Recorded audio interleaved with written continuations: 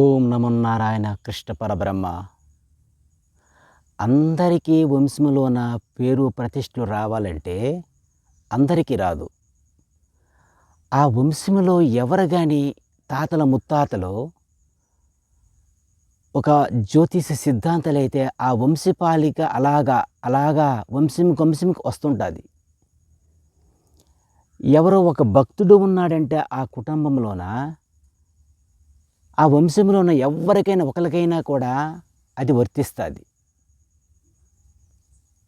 ప్రతి గృహానికి పేరు ప్రతిష్ఠ రావాలంటే అందరికీ రాదు.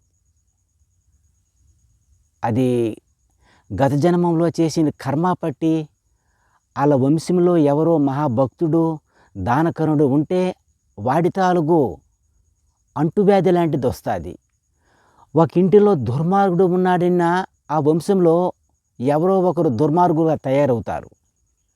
అది పితృదేవతల సంకల్పముకి ఆ పేరు ప్రతిష్ఠ రావడము ఆ భగవంతుడి సంకల్పం. అదంతా ఆ కరుణామయుడి ఆ పరమాత్ముడు ఆ తదస్థులు గత జన్మంలో చేసిన కర్మ పట్టి వంశం పాలిగా అలాగా అది పెరుగుదల అవుతుంటుంది.